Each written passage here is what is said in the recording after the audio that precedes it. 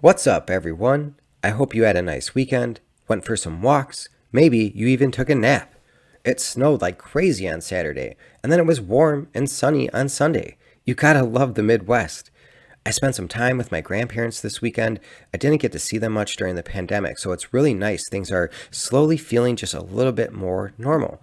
Sunday morning's top two stories were Will Smith and Denzel Washington, but for me it was more about Coach K losing in the first ever Final Four matchup against North Carolina, and it was an awesome game. It'll be sad to see Coach K go, but then again, he was kind of a pompous dude. Nonetheless, he had a great career, no doubt. We ended up with North Carolina and Kansas in the final. I'm going to go with North Carolina. Who you got? Let me know in the comments. Another story that jumped out this weekend was about Mary Jane. But will there be a catch? When is there not when Biden's involved? So we'll have to see. When we also have some disturbing Russian-Ukraine news, Musk Monday, and another Trump rally and more. We also have a cool fitness story, and yes, this is still in response to MSNBC. Welcome to the Jay Rooney Show. Thanks for stopping by and making me a part of your day. Our first story, per the Wall Street Journal, nearly 300 civilians have been buried in mass graves by local authorities in a small suburb off of Kyiv after Russian troops withdrew last week, one of several regions where Ukrainian officials and independent rights watchdogs say they are uncovering evidence of war crimes perpetrated by occupation forces. Footage taken by Ukrainian military shortly after Russian forces abandoned Bucha showed streets littered with bodies of civilians, some of them with their hands tied. Human Rights Watch on Sunday released a report documenting cases of rape and summary executions in Russia-occupied parts of Ukraine. If these reports are true, it is incredibly disturbing that in 2022 this is still a part of warfare. I've seen several reports floating around for about a week or so now that Russian soldiers are raping Ukrainian civilians, and it's really hard to think about. It's sick and messed up, and it should be a war crime. Will this be, putting more pressure on us here in the United States? And how is NATO, going to look at all this? If these reports prove to be true, what type of response is warranted? I don't know. And, there's still countries like Germany buying oil from Russia as Ukraine calls on them to stop, but you could argue the sanctions we put on Russia are hurting us more than Russia. And then you have Saudi Arabia telling China they'd take the yen. Russia has begun telling Europe if they want Russia oil, they're going to have to start opening Russian bank accounts and use the ruble, which is Russian currency. Anyways, jumping back to the U.S., Trump had another rally in Michigan this weekend, and he weighed in on the Russian conflict. Let's see what he said. Of Ukraine would never have happened if I was in the White House. Not even a chance. Would have never happened. Would have never happened. Not even. And I knew Putin very well. They say, oh, he knows Putin. He knows Putin. Oh, that's a good thing, not a bad thing. I believe Americans deserve a president who will secure our borders, the borders of our nation, who will protect our citizens, who will defend our sovereignty, and who will stop the biggest invasion ever of our country and probably of any country. There's never been anything like it. There's never been anything like it. There's never been anything like anything, Trump says. Anyways, I do think this war would be a lot less likely had Trump been in office. I still don't like him talking about his relationship with Putin, but I guess whatever at this point, Trump definitely would have done what he could have to prevent this, whereas Biden only seems to want to enable it. It's crazy to think we're still 2 years away from 2024. I don't believe Trump can actually say he's running for president yet, but that's pretty much what he's doing. He's campaigning right now. I definitely don't think gas prices would be as high either. We wouldn't be tapping into our reserves like Biden is. We'd probably still be exporting it and making money off of oil. I'm not sure we'd have the supply chain issues, and I just think things overall would be a lot better. And it's imperative we make good decisions in this upcoming midterms. So, China and hacking. There's always China and hacking. It never stops. We've talked about it several times now on this show. And here we go again. And I believe this is piggybacking on the last report I shared with you about 3 weeks ago. But the UK government did confirm that the National Cybersecurity Center investigating the allegations which claim that more than 600 websites, including Ukraine's defense ministry, were subject to thousands of hacking attempts coordinated by the Chinese government. A UK government spokesman said the National Cybersecurity Center is investigating these allegations with our international partners. So the claims are based on intelligence memos obtained by the Times. However, the Ukrainian security service denied on Friday that it has supplied information on the alleged attacks. And I hate to say it, but I imagine it's easy to deny claims coming from the Times, and I'm just saying. Anyways, it added that the SBU has nothing to do with the findings of the Times. The Security Service of Ukraine does not currently have such data, and no investigation is underway. So I don't know, but this Jamie McCall, a research fellow at the Royal United Services Institution for Defense and Security Studies, said the report attempts appeared to fit a Chinese tactic of scanning for vulnerabilities in IT infrastructure, such as firewalls and virtual private networks. This sounds relatively routine to me. If true, some Chinese groups have been retasked to collect intelligence on Ukraine conflicts. So security agents collect information to inform policy, and that is what appears to be happening here. That was from an article I found on MSN.com. China is notorious for stealing intellectual property and other information. I'm sure they're gathering as much as they can right now as well, especially while Ukrainian infrastructure is so weak. And we had reports last week coming out that Russia kept hacking into Starlink, and Elon would have to have his people update the software to override that hack.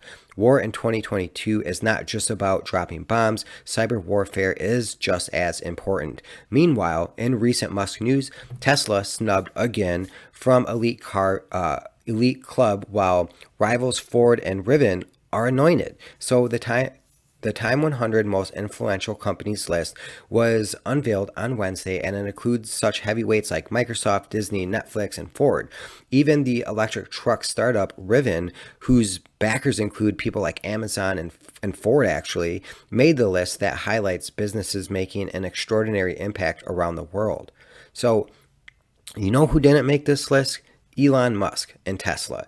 Musk was Times Magazine 2021 Person of the Year. He received that award last December.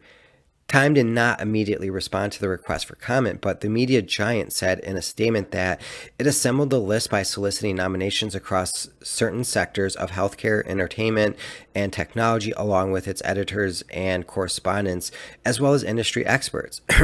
Which, bullshit, sorry. Something's caught in my throat.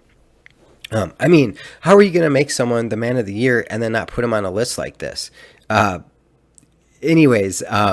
Apparently size does not matter in the listing, as Tesla delivered 936,000 vehicles in 2021, while Rivian only delivered a total of 920. Time. How relevant are they really to the average Joe like me and you? So maybe it didn't matter to somebody like Elon Musk. However, I have a feeling he doesn't concern himself with matters as trivial as this anyways.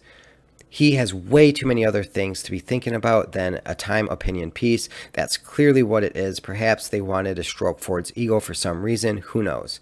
Either way, we all know Tesla is one of, if not the most influential company right now. And our next story, I have no doubt you already know about, but the House passed legislation on Friday to legalize marijuana nationwide and eliminate the long-standing criminal penalties for anybody who distributes or possesses it. Lawmakers passed the bill largely along party lines, 220 to 204, with Republicans joining all but 2 Democrats in support. The measure now goes to the Senate, where Majority Leader Charles Schumer is working with fellow Democrats to introduce a marijuana legislation bill as soon as this spring, hopefully this month. But it's not clear a bill to broadly legalize marijuana could clear the necessary 60 votes to advance in the Senate. So this is a step in the right direction. If the Senate knew what was good for them, I think they would pass this through, though. And as happy as I am about this, of course, it would happen on Biden's watch. This would make it up to the states to decide how to enforce it. Good, right? Well, It would also allow for a state and federal tax, so you could find yourself paying really high tax to obtain said Mary Jane. I suppose better than being completely illegal, Biden will do whatever he can to scam a buck off the American people and anyone else he can, really. Look at what he did under the table in Ukraine with our pipelines and what he's doing right now with crypto. The dude and his Democratic thugs want your money. Anyways, this is great news. Come on, Senate, do the right thing. And, let's get into that fitness story today. Exercise has countless benefits. Of course, there's the weight loss and muscle gains, the aesthetic changes that people tend to notice the most. Then there's the physiological changes of better sleep, more energy, disease prevention, and enhanced immunity. Finally comes the mental side, a boost in self-confidence, a new joy for life, and even a drive for stronger social connections. All these powerful things pay off and can come from taking it just one step at a time, per the Daily Burn. So today's story is about Mike Ergel, a soldier in the Marine Corps infantry. Mike Ergel served two tours in Iraq, much of which he spent fighting on the front lines. When he returned to the U.S. in 2005, having lost almost all of his friends, he had no idea where to go next. I didn't expect to come home alive, he says, so trying to plan a whole new life was really difficult. Ergel ended up turning to drugs and alcohol to deal with his PTSD. I think I was living for the next good feeling, which for me usually came in a bottle, says Ergel, who married his wife Sarah shortly after returning home from Iraq. It wasn't until July 2012 that Sarah sat Ergel down and told him he wasn't the same man she married. She challenged him to make a change. I had a moment of clarity and I just quit cold turkey, Ergel said. In search of something to turn his attention to, Ergel started doing CrossFit. Then a friend asked him to join a half marathon, so he laced up and started running. He immediately fell for his experience on the road. I remember thinking, I'm putting my body through stress and my body's handling it. I have all these internal resources to deal with this. I don't need external chemicals to regulate my mood. Not long after, a friend invited Ergel to an Alcatraz swim in San Francisco Bay. Within that same year, on vacation in Hawaii, Ergel watched the Ironman World Championships where competitors compete in a 2-mile swim, a 112-mile bike ride, and a marathon distance run. He signed up for a half Ironman as soon as he got home. I have a history in the Marine Corps of putting myself through discomfort and finding satisfaction and purpose in that, as opposed to just looking for the easy and comfortable, he said. He figured a triathlon would be no different, and he completed that first race in 2015. He then did a few more half Ironmans, and in 2017, he committed to a full Ironman back in Hawaii. So thanks to the tough training sessions and grueling Ironman courses, Ergel has also learned to be okay with things and not being 100% all the time, and has taken a softer approach to dealing with the hardships. And at first, he said, I think I approach it with a sense of, I'm going to beat this. I'm going to overcome it, really with this aggressive attitude. It's more like what I'd say as a CrossFitter, he says, but it's hard to crush something for 13 hours. And my new approach was really just gratitude and acceptance of where I am. To think about being on that finish line and being done after that 12 or 13 hours, that's mentally taxing. That means for 12, 13 hours, you're not where you want to be. So I'm always coming back to, this is okay. I can hurt. That's fine, Ergel says. It's about making peace with discomfort, and that translates into everyday life, not needing things to be ideal all the time, because they aren't, he continues. If you can have the discipline in whatever the workout routine is and put yourself through some adversity and then some discomfort, then when it comes up in other avenues in life, you're ready for it. Awesome. I mean, wow, what another amazing story of how fitness can transform somebody's life. I love the mental toughness you walk away with. I talk about all the time how the struggles in the gym translates to life and other aspects. Getting through that next rep or that next quarter mile will help you push through that next project at work, or that next time you're subjected to something unbearable. You'll have a frame of reference to fall back on and remind yourself that it's not that bad. We haven't heard from Marcus in a while. Let's see what he has to say today.